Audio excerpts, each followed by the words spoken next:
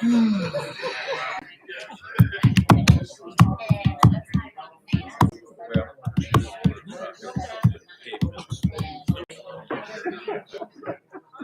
right, we ready? All right. Good afternoon, everyone. Welcome to our Tuesday, June 28th agenda session.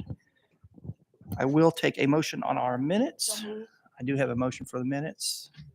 I do hear a second. The minutes will stand without objection. We have ordinances on first reading tonight under finance. I believe Councilman Smith, this is an item that you had taken great interest in and might be providing some additional direction. When you'll hit your light for me. Thank you, sir. Thanks, sir. Yes, last week I had stated that I will be offering an amendment for this item when it comes up for this evening. Thank you. Moving into resolutions, we do have a reappointment of Mr. Addison. Any questions on that, Councilman Henderson? No. All right, thank you. Under economic development, we have several leases. Dr. Burrs, we're good there? Yeah, they're all the same. Yes, ma'am. And then moving into, I do see your light, Councilwoman Hill. Hi, can we go all the way back to the amendment for the finance ordinance? I'd love, could you give us some, are you ready to talk about that, Councilman, the amendment you're going to bring so that we can be thinking about it? Yeah. Thank you, Mr. Chair. Yeah, the amendment that I discussed last week on A will simply be that we have an annual review of the limits to coincide with the timeline that we discussed the budget. Thank you. You You're good, welcome. Thank you. Councilwoman? Fantastic. Thank you, Councilman Smith, for clarifying that. Moving back to item G, does anyone have questions on the purpose of this particular item? We did have Mr. Goldberg explain this to us in great detail last week. Does anybody need a refresher or any questions? You called Brent? All right. So I'm sensing a lot of homework is being done before we get here, and I certainly appreciate that. That is incredible. Thank you, Councilwoman. Under finance, we have the supporting document for that item. Any questions or comments on that item? All right, we're moving right ahead into our purchases. I think we have 12 is what I heard this morning. And do we have any emergency purchases? I didn't see any, and no RFPs. Okay, if you want to take a look at your purchases and hit your light if you have any questions or need any additional information on those items for this evening. Seeing no lights, if you'll move into your July 12th agenda, we will have items on first read out of Planning and Zoning Committee. If you'll take a look through July 12th and hit your light if you have any questions for any items on July 12th. All right, Council, you're doing your homework. I appreciate that. Moving into future considerations. We'll take a look at those and let me know if you have any questions under future considerations. Okay. I am seeing no questions, which means you have read them and have either had questions answered offline. None are here. We have no department reports this afternoon, but we do have two committee reports, Parks and Public Works, and the ever so entertaining Planning and Zoning. So at this time, sorry, that's a little bit, that's habit. We will move into Parks and Public Works Committee meeting with Chairman Hester. If you'd like to take the center seat, sir.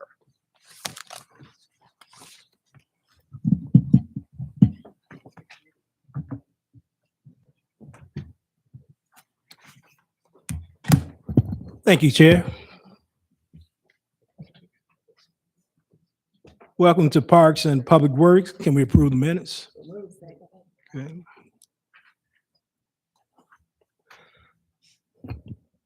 Madam Clerk, can you read ordinance on the first read, B through E, please?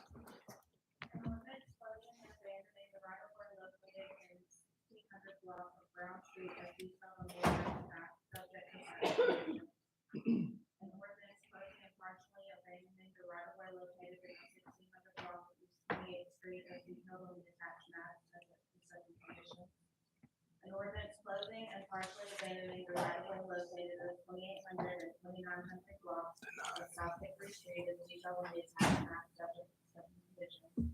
An ordinance closing and abandoning a portion of right of way located in the 1600 block of Belmont Avenue as detailed in the attached map subject to certain conditions. Thanks a lot. I see a hand from the chairman. Thank you, Mr. Chair. Ben, item D drew some conversation this morning. If you'd like to elaborate a little bit on that. Thank you very much. Yes, sir. Item D was denied by Planning Commission, and the staff of Public Works also recommend denial. So if the council chooses to do so, you'll want to pull that one out and read it separately. Very good. And I think, Madam Chair, we had a clarification or a question on item B. Did you get your answer on an additional condition, I believe? Yes, but I would like it read into the condition read into the record tonight. Thank you. Okay, And, thanks. Mr. Chair, thank you, sir. Okay, Madam Clerk, did you receive that? Thank you. We have resolutions. I please. A resolution authorizing the administrator for the Department of Public Works to award contract number S21008101 with GTI Engineers Inc. for landfill groundwater sampling, monitoring, and reporting of the city landfill and Summit Landfill for a 4-year term in the amount of $216,500. Thank you.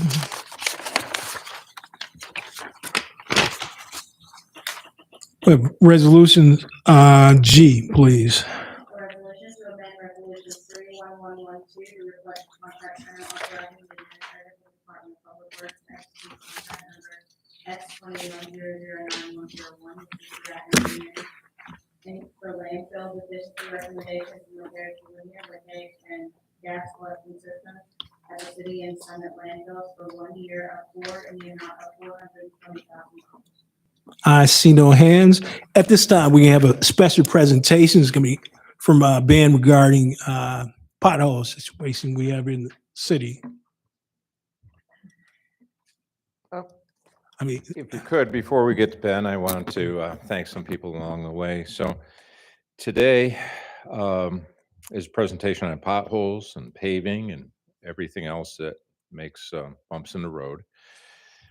It's good news, which isn't always the case from Public Works, and it's exciting news, which is almost never the case from Public Works. But we want to follow through. Definitely, Mayor Kelly made a promise during his campaign, during his election, that he would address potholes and do it properly and do it right for all neighborhoods. And we've had a lot of progress.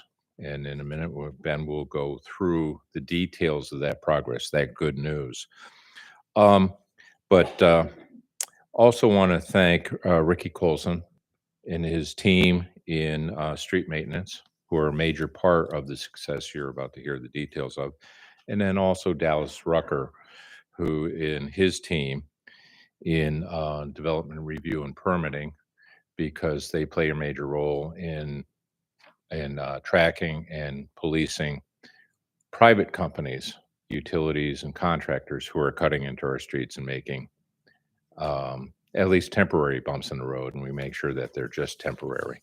But that said, let me introduce Ben Taylor, who's a Deputy Administrator for Transportation. And here's Ben.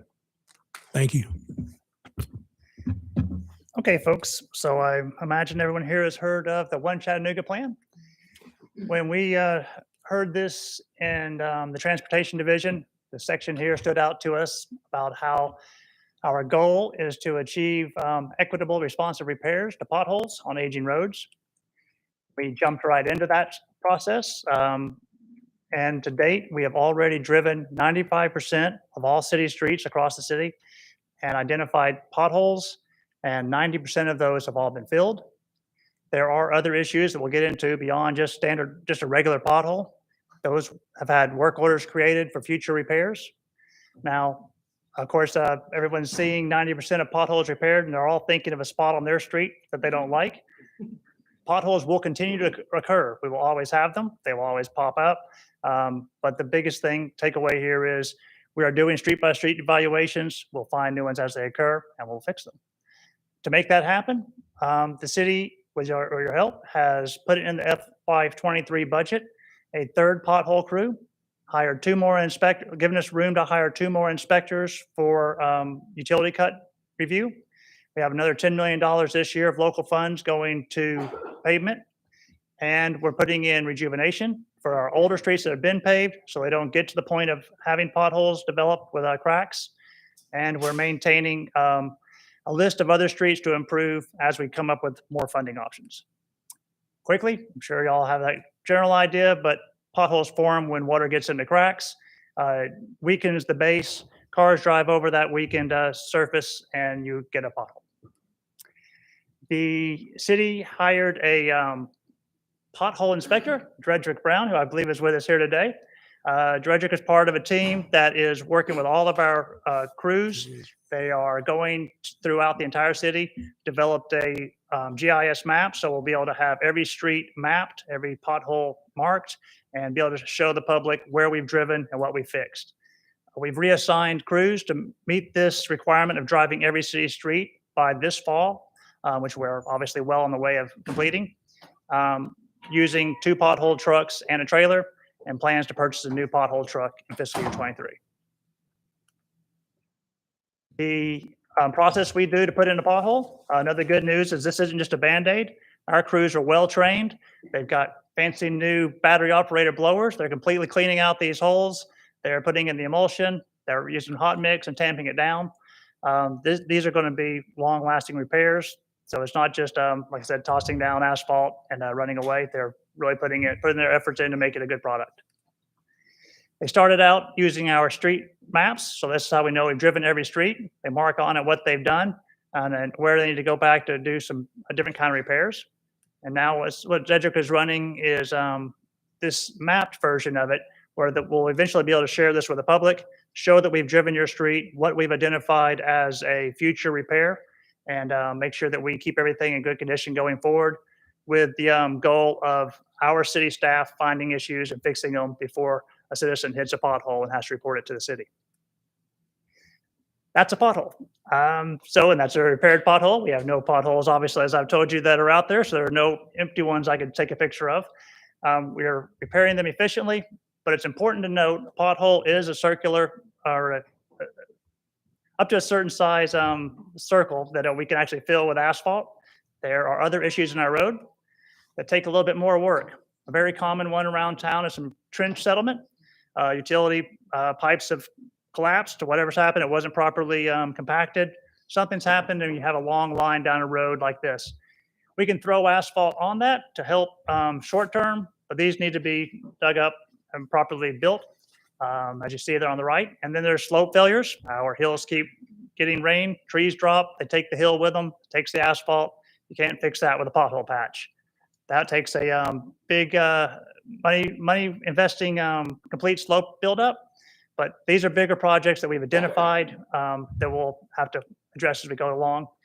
Base failure is another one. A lot of our roads are built just on chert. They don't have the proper base.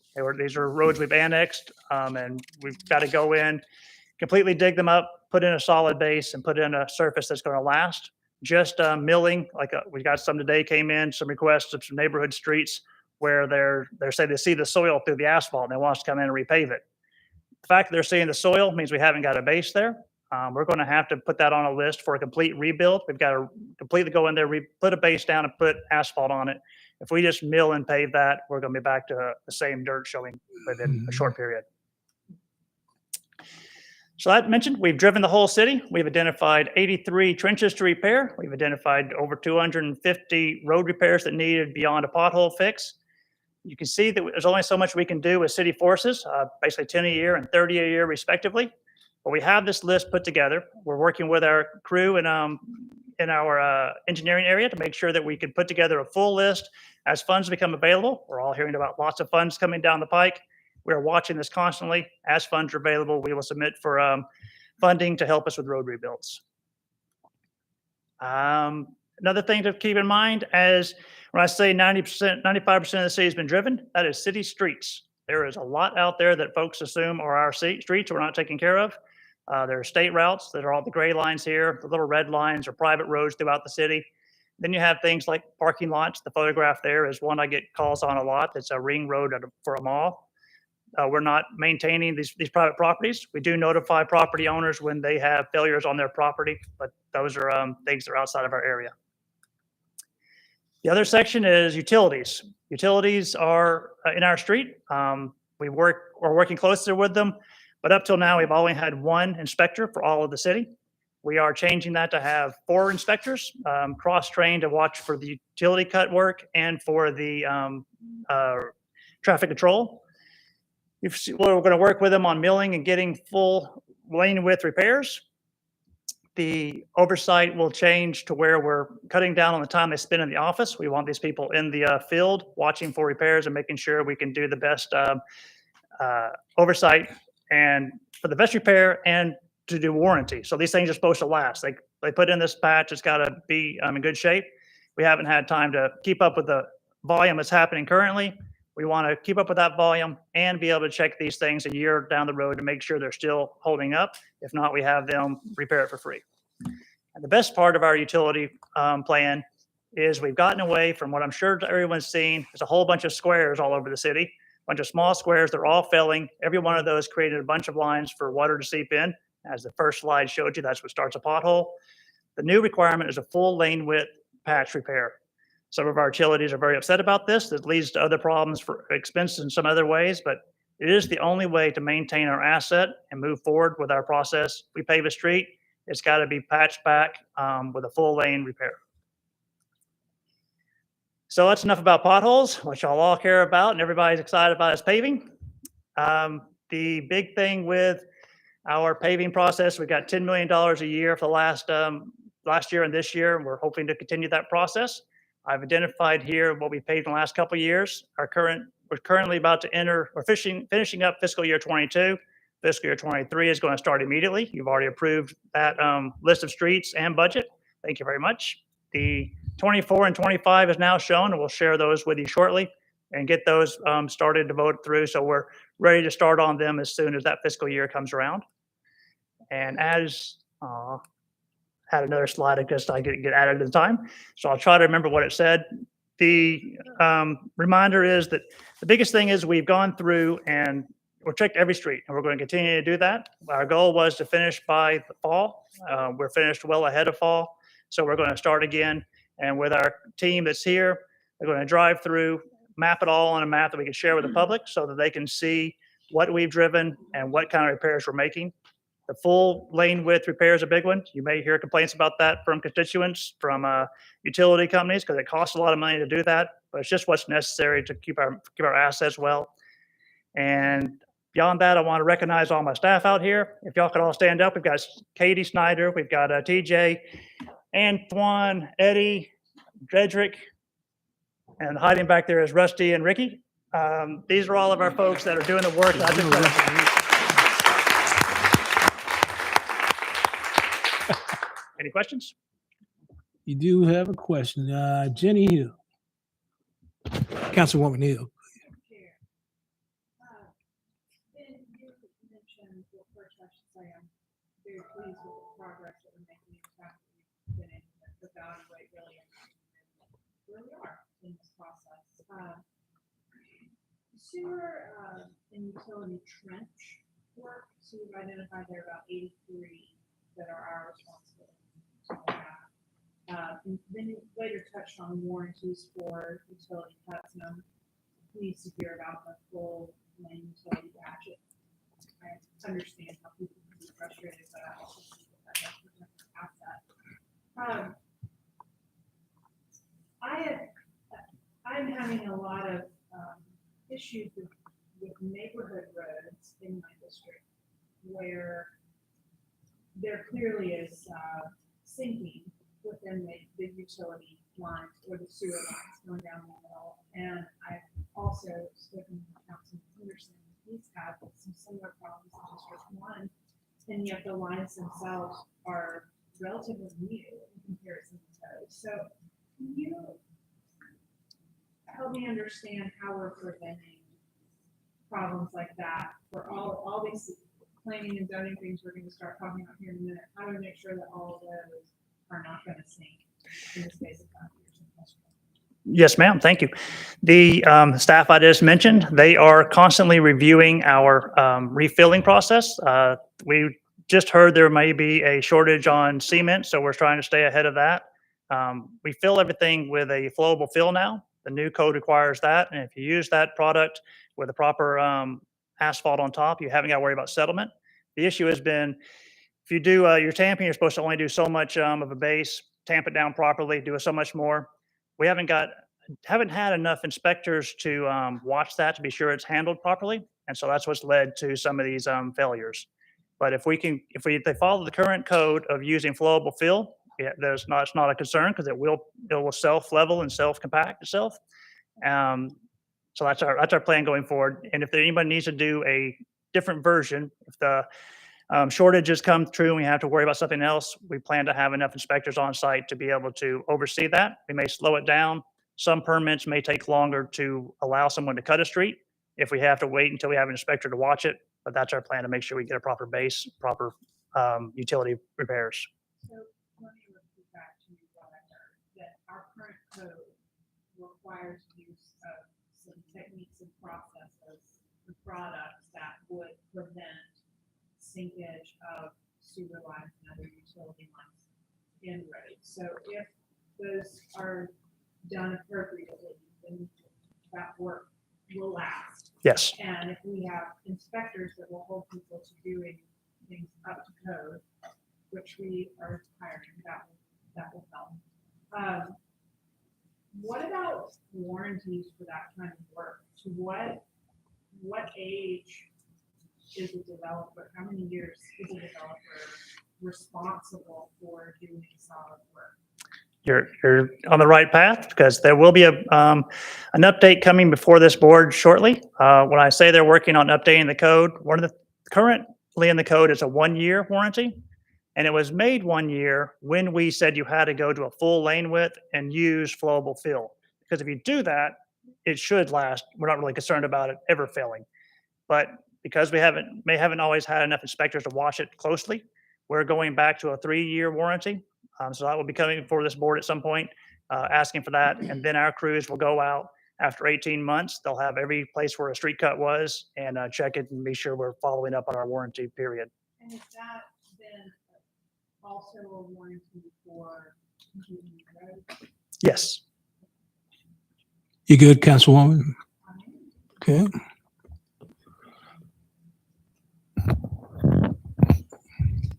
Council Chairman Darren. Thank you, sir. Ben, the last few years, going back quite a bit, the community survey continuously shows us paving and the condition of our roads was still the #1 concern of all 9 districts, which I find fascinating and have found fascinating for years. I know what blows up my email and phone is mostly 99% potholes. Gregory, if you don't mind, there's about 23,000 people that would like your phone number. The rest of you there. But on that note, let me say, I have seen potholes, especially on Morris Hill, for example, where the logging trucks taking the tornado debris. And literally, I see it, I get to report it one day, think about it 2 days later, and they drive back through there, and it's done. So thank you. Thank you for that. You're big heroes in District 4, I promise. We can never buy you a cup of coffee or sandwich. We'll do it. That's for sure. We appreciate the response from the city, the mayor, increasing the paving budget. Really listen to council. But when we talk about the community survey, go back to the #1 item in this entire city from that survey. it boils down to paving. So I think we're on the right track. I love the full lane width instead of the patch repairs, where that just makes mechanical sense. And so I have just a couple things I want to touch on, Ben, to get a little more information. So our PCI analysis is complete, correct? Yes, sir. Okay. Is that something that we'll have access to, or is that kind of internal at this point? It's mostly internal use. I mean, there's a lot of reasons for that, but everything like the 24, 25 list we'll share with you shortly, that is all based on how to best maintain the asphalt set. You'll see some that are a very poor PCI score, but they're not going to get any worse. Like the lower PCI score streets aren't going to deteriorate, but the ones that are in the middle range, if we let them go another year, they will fall to the point where we have to do a rebuild. So it's all about maintaining a level of top surface to where we don't have to rebuild our streets, which costs 10 times more than just resurfacing. But that's a little bit why we're careful with all the PCI scores, because there's why some people can see it as my street rated lower. Why are you paving a higher numbered streets? We're trying to figure out the best way to share that information. Sure. Okay, that's understandable. For folks wanting to, since we have a new pothole crew in place and focus, is the best path for people to report that still through 311? It is. Like I said, the new map we're creating will be publicly shared once we've driven all the streets. Right now, it just has the streets we've driven and a bunch of uninspected. Whereas like we just announced, we've inspected every street, but we started with paper maps. So we want our map to reflect all of our streets that we've driven. Once we've updated it to that point, people will be able to see that map. And we're hoping to put in a way for them to directly point out their pothole on another map too. But 311 will always be the easiest and most direct route. Okay. The last part, I touched on this a little bit a second ago, and that is in the increased response, and not just in showing up physically by this fantastic crew over here, is the response from administration to constituents who have concerns, reached out to us. As council members, we don't always have the specific technological responses, and we don't know the timelines on everything. And I just wanted to say I've seen a really big improvement from where we used to be in responding to constituents. They're just craving information, and it feels like you're providing it so much better than it's ever been presented to them. And it seems to make a real, it builds confidence and it builds trust in this process. And I know that we've seen in District 4, especially with the tornado, a lot of attention. Drake Forest is on deck this year. We've seen a lot of action on Graysville, Gun Barrel, part of that. I mean, it's exciting to see the commitment. It's like, I mean, I really feel like you're listening to us because we're getting an earful daily from our constituents. It's a very big concern, and I'm glad to see that we're moving forward. And the plan seems to be gaining more steam. And so I just want to say thank you for all that you all do. What you do, it may not be that glamorous, but I tell you, it means a lot to a lot of people. It really does. And thank you. So that's all I have for right now. Okay, Thanks. thank you, Chairman. Vice Chairman Dotley. Hey, Ben. My question is about the map that you said will be available eventually online. And just to lean into what Chairman Ledford mentioned, they are people who want the information. So I was wondering, do you have a tentative timeline as to when that will possibly be available? Yes, ma'am. So the process is we're going to share the list with you, all the council members here. Then we take it to our utilities, make sure there are no utility cuts coming up right away. If there's a big line repair, obviously we're not going to pave that street and make them have to repave it directly afterwards. So it may change a little bit, but we're going to send you our recommended proposed list, and then it will go out to the public as soon as possible after that, hopefully by the end of July. Okay, thank you very much. Yes, ma'am. Okay. Any additional questions? If not, thank you, Thanks, sir. Ben. Thank you, you guys, for all you do. Keep up the good work. Thank you. Greatly appreciate it, guys. That's the end of my committee. Next, we're gonna bring up Planning and Zoning Committee. Chairman Hill.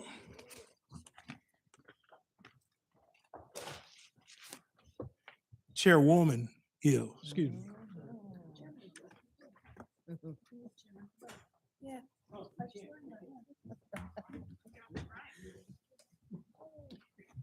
Hello.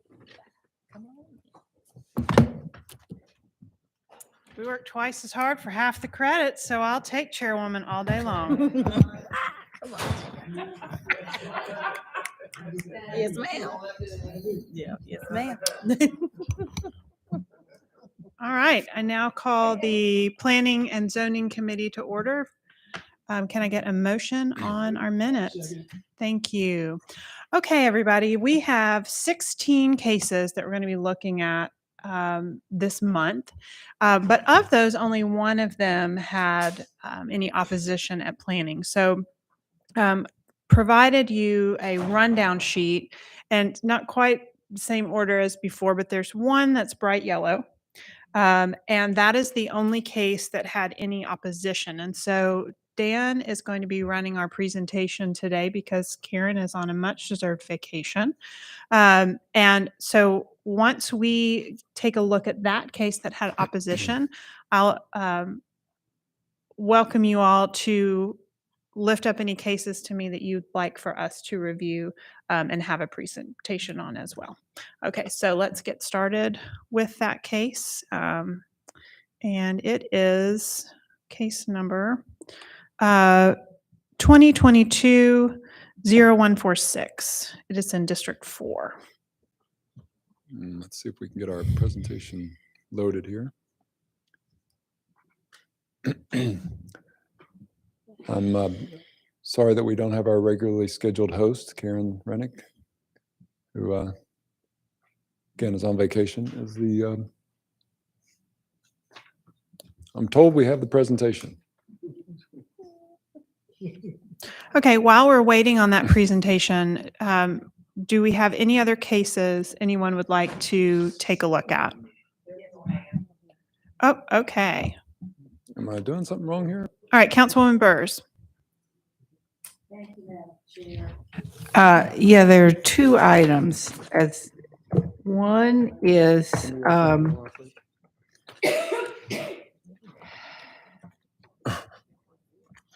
case number 2022-0097.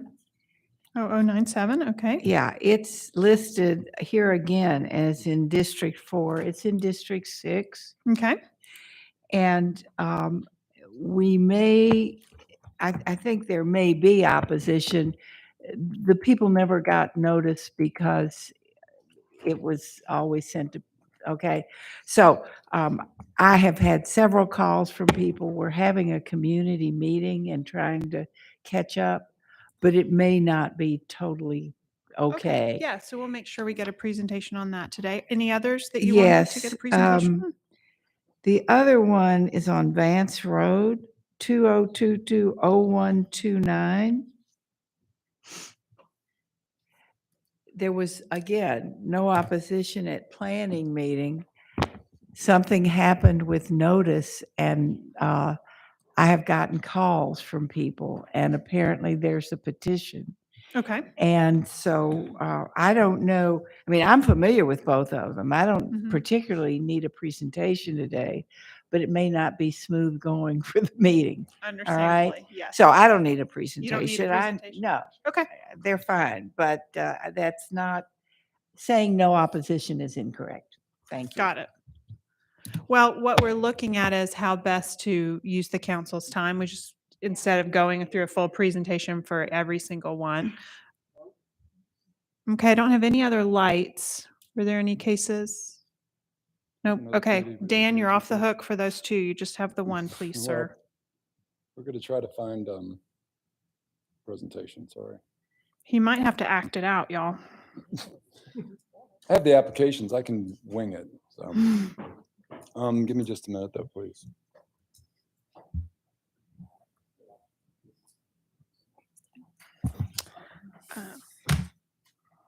Let's see. Come on now. 97.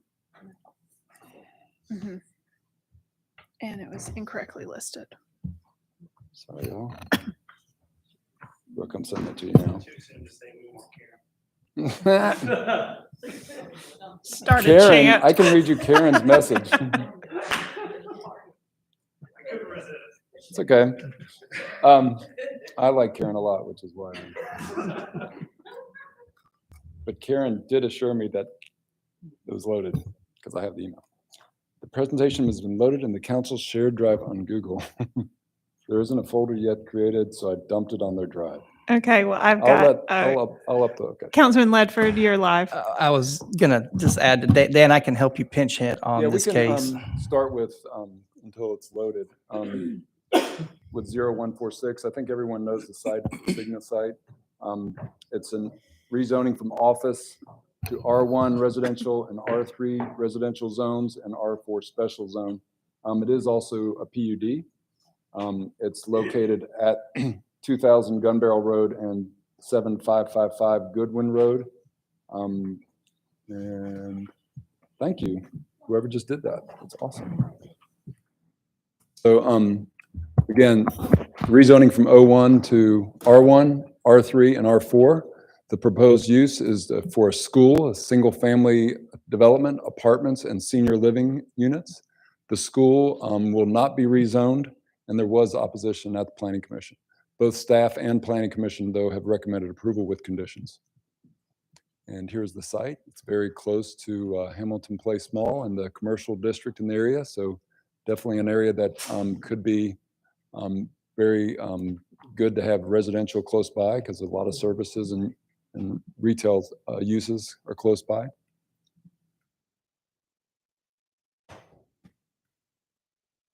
And maybe we'll go to another slide.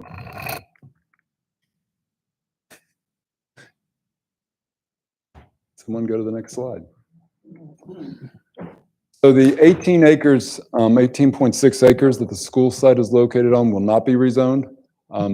There will be 49 acres that's zoned R1, another 16.2 acres zoned for apartments, and then the senior apartments are 6.5 units for a total of 781 units on the site. Next slide.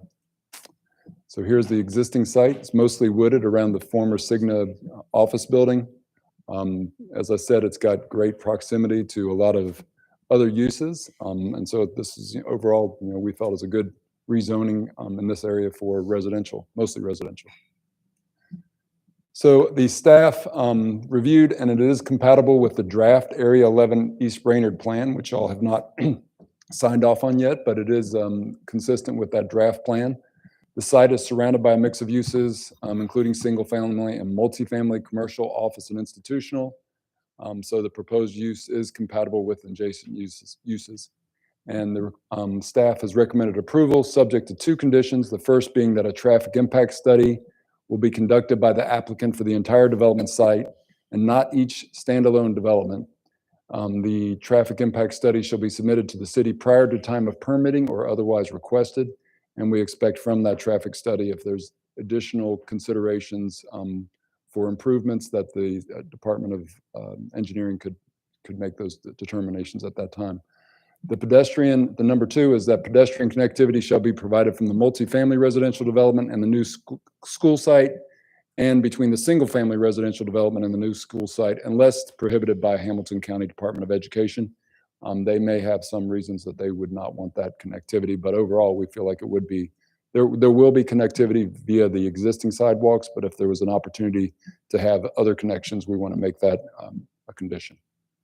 And I believe those two conditions were also supported by the Planning Commission, who also recommended approval. And I'll answer any other questions. I think Thank you, we Dan. have one other slide, and there's also, again, this case, there's a adjoining case for this as a PUD, as a special exception for a PUD. Councilman Ledford. Thank you, Madam Chair. So since we're not going to go through all of our cases today, if you'll allow me.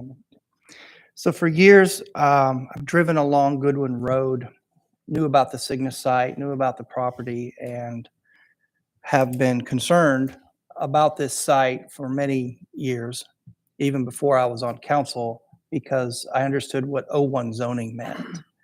And I often thought, well, if Cigna decided to leave, and when I saw the pandemic, my concerns really started to come to fruition when I heard, and I knew it was going for sale before it went for sale.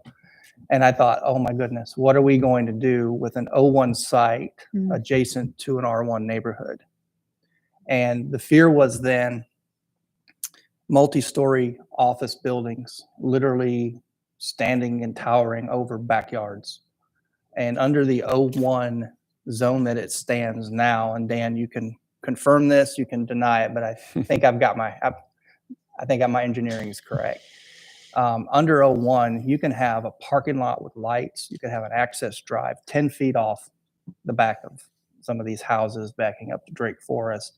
And then if you adhere to the setback standards for every story, which is a foot per foot or foot per story, Mhm. we're looking at multiple story office complex that could potentially be there as it stands right now, and there's nothing any of us could do about it. So that's been a really big concern of mine. The idea of the school becoming, or the Cigna site becoming a school, was not only fascinating, but is an incredible need and desire. And the school board has backed that up. Hamilton County has backed that up. And this is part of the overall picture. What was important to me when I saw this plan, number one, was some form of connectivity between Commons and Goodwin, which has been achieved, but not a straight line path through for a lot of speed. And the other thing was maintaining a adjoining residential. And what is interesting about this plan is that it puts exact like development against exact like development. R1 abuts to R1. Dan, you read one of the conditions was an added 10-foot buffer.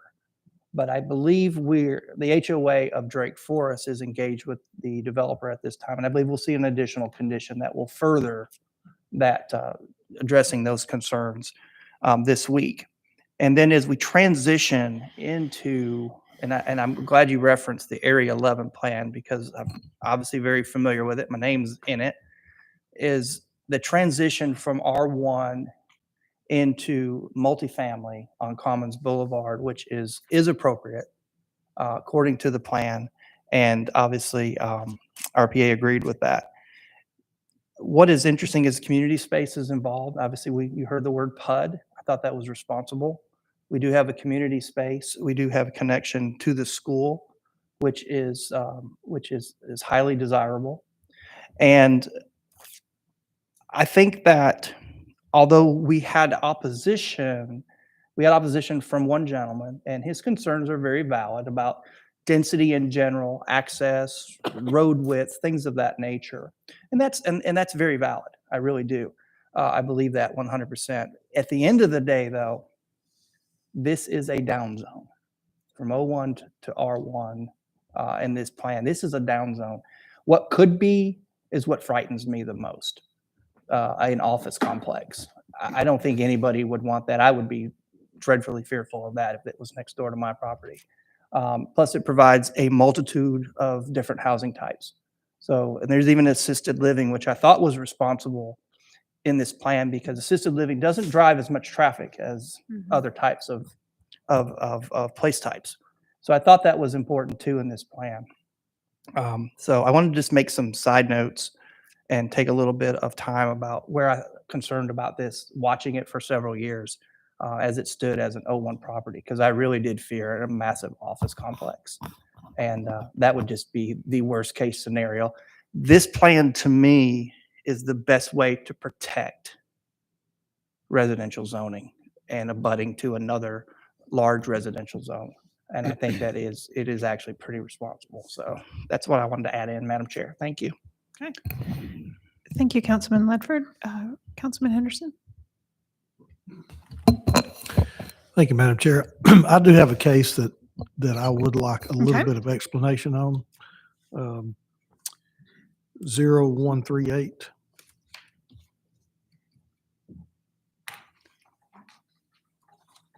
Okay. That's on page 1 of everyone's document. I'm sorry? That's on page 1 of Yeah, everyone's Chairman, before document. we leave that item, I just wanted to clarify one statement on the O1. It is 1 foot of height, additional height for every 1 foot of setback provided. So again, it could go as high as it needs to go or would want to go in O1 with that, meeting that criteria. The other item that you mentioned that I think I agree with is that this company, Empire, the proposed developer, they do intentionally put a lot of diversity in the housing types. They try to mix it up with a lot of different price points, a lot of different sizes. And I think that is something that is really, positive about this project. So I just want to point that out. Thank That you, with Dan. the apartments and the senior living too. Thank you.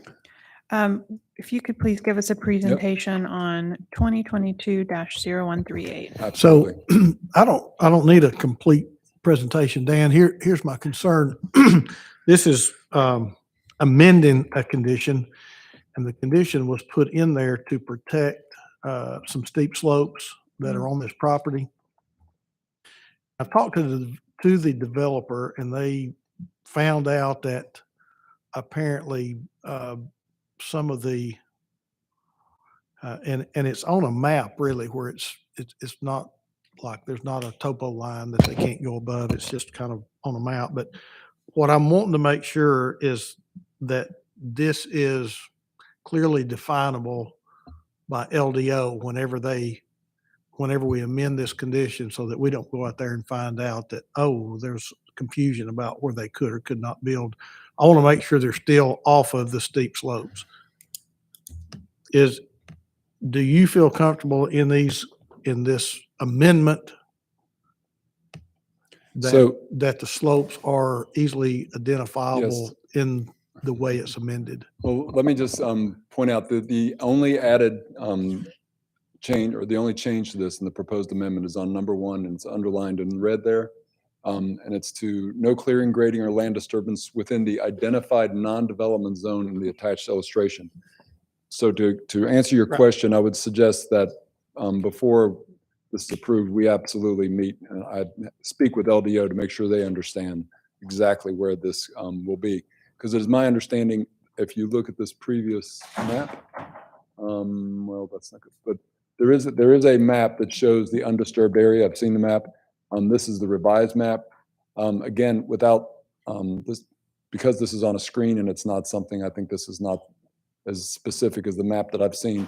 There are areas on this in the development that they do intend to have some grading, and I think it has to do with their detention ponds, but I could be a little mistaken on that. But I would like to actually confirm that LDO understands very clearly where that is. I just want to make sure that it's very identifiable and very enforceable whenever they start developing.